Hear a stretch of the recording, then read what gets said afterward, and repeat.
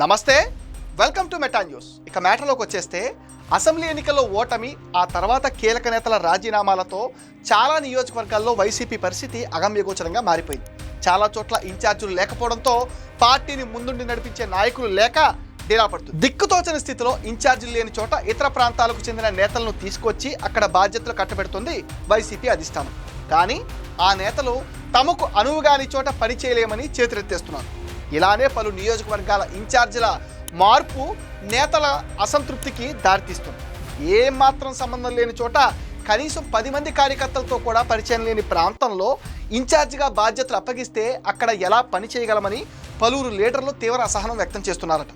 ఖాళీగా ఉందని అక్కడికి తమను పంపిస్తే ఏం లాభమని సన్నిహితుల దగ్గర మొరపెట్టుకుంటున్నారట.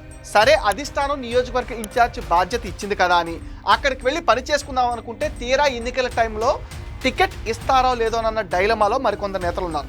గత ఎన్నికలకు ముందు అభ్యర్థులను మార్చి వైసీపీ తీవ్రంగా నష్టపోయిందన్న చర్చ ఉంది. నియోజకవర్గాలే కాదు, ఏకంగా జిల్లా సరిహద్దులు దాటించారు. అక్కడి వారిని ఇక్కడ వారిని మరో చోటకు మార్చి తగిన మూల్యమే చెల్లించుకున్నారు. అయినా మీరంతా మారరా అంటూ జగన్ కోటరీని కొందరు నేతలు ప్రశ్నిస్తున్నారట. కొత్త ప్రయోగాలు చేసి పార్టీలో ఉన్న నేతలను కూడా పోగొట్టుకోవద్దని హెచ్చరిస్తున్నారట. ఇప్పటికే గత ఎన్నికల్లో నియోజకవర్గాలు మారి పోటీ చేసిన నేతలు తలలు పట్టుకుంటున్నారు. అక్కడ పని చేయలేమని తమను సొంత నియోజకవర్గాలకు మార్చాలని మొరపెట్టుకుంటున్నారు. గత అసెంబ్లీ ఎన్నికలకు ముందు చిలకలూరుపేట నుంచి విడుదల రజనీ షిఫ్ట్ చేసి గుంటూరు వెస్ట్లో బరిలో దింపారు. ఎన్నికల్లో ఓడాక మళ్లీ ఆమెకు చిలకలూరుపేట బాధ్యతలు ఇచ్చారు. దీంతో స్థానిక నేత ఎమ్మెల్సీ మర్రి రాజశేఖర్ రెడ్డి వైసీపీకి గుడ్ బై చెప్పారు. ఇక సత్తెనపల్లి నుంచి పోటీ చేసిన అంబటి రాంబాబును ఇప్పుడు గుంటూరు వెస్ట్ ఇన్ఛార్జిగా వేశారు. ఆయనకు అక్కడ సహకారం లేకపోవడంతో కొత్త ప్రదేశంలో పని చేయలేక తీవ్ర అసహనంతో ఉన్నారట. ఇటు ఉత్తరాంధ్రలో గుడివాడ అమర్నాథ్ కూడా సేమ్ అదే పరిస్థితి. ఆయన ఒకటి కోరుకుంటే అధిష్టానం మరొక నియోజకవర్గానికి ఇన్ఛార్జిగా నియమించింది. దీంతో ఆయన ఆ నియోజకవర్గం వైపు కూడా చూడకుండా విశాఖ కేంద్రంగానే రాజకీయాలు నడిపిస్తున్నారు. ఇక వైసీపీలో సీనియర్ నాయకుడిగా ఉన్న మోదుగుల వేణుగోపాల్ రెడ్డి వ్యవహారం మరోసారి చర్చకు దారితీసింది. గుంటూరుకు చెందిన మోదుగుల గత ఎన్నికల్లోనే ఎంపీ టికెట్ ఇస్తామని ఇవ్వలేదు. దీంతో ఆయన అలిగారు. పార్టీ ఓడిపోవడంతో కార్యక్రమాలకు దూరంగా ఉంటూ వచ్చారు. దీంతో 6 నెలల క్రితమే మోదుగులను విజయవాడ పార్లమెంట్ వైసీపీ ఇన్ఛార్జిగా నియమించారు వైసీపీ అధినేత. కానీ మోదుగుల విజయవాడ పాలిటిక్స్ పైన ఆసక్తి చూపటం లేదు. తనకు నర్సరావుపేట లేదంటే గుంటూరు పార్లమెంట్ స్థానాలు ఇన్ఛార్జ్ బాధ్యతలు ఇవ్వాలని కోరారట మోదుగుల. కానీ ఆయనకు విజయవాడ పార్లమెంట్ నియోజకవర్గ ఇన్ఛార్జ్ బాధ్యతలు కట్టబెట్టారు. దీంతో పార్టీ ముఖ్య నేత దగ్గర పంచాయతీ పెట్టారట మోదుగుల.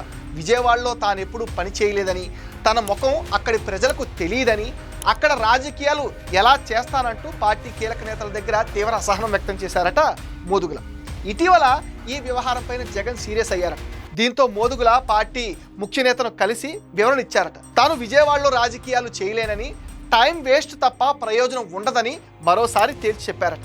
ఇలా ఎమ్మెల్యేలు, ఎంపీ నియోజకవర్గాల ఇన్ఛార్జీల నియామకం వైసీపీలో కాకరేపుతుంది. ఇప్పటికే చాలా చోట్ల నియోజకవర్గాలు మారిన నేతలంతా ఓన్ ప్లేస్కు వెళ్లాలని ఆరాటపడుతున్నారు. జగన్ పట్టించుకోవటం లేదట. దీంతో ఇలాంటి చోట రాజకీయాలు చేయలేమని ఇప్పటికే కొందరు నేతలు పక్కచూపులు చూస్తున్నారట. మరి కొందరు అయితే సైలెంట్గా ఉంటూ పార్టీ యాక్టివిటీస్లో కూడా పాల్గొనకుండా తమ నిరసన వ్యక్తం చేస్తున్నారు. ఏదైనా ఉంటే ఎన్నికల టైంలో తేల్చుకుందామంటూ కొంతమంది వెయిట్ చేస్తున్నారు. ఇది మెటా న్యూస్ అప్డేట్. ఈ వీడియో పైన మీ విలువైన ఒపీనియన్ని కామెంట్ సెక్షన్లో మెన్షన్ చేయండి. మీరు ఇచ్చే కామెంట్స్తో మరిన్ని ఇంట్రెస్టింగ్ వీడియోస్ మీకు అందిస్తాం. అండ్ మీరేం చేయాలో మీకు తెలుసుగా ఈ వీడియోస్ని లైక్ చేయండి, షేర్ చేయండి, మెటా న్యూస్ని సపోర్ట్ చేయండి, సబ్స్క్రైబ్ చేసేయండి.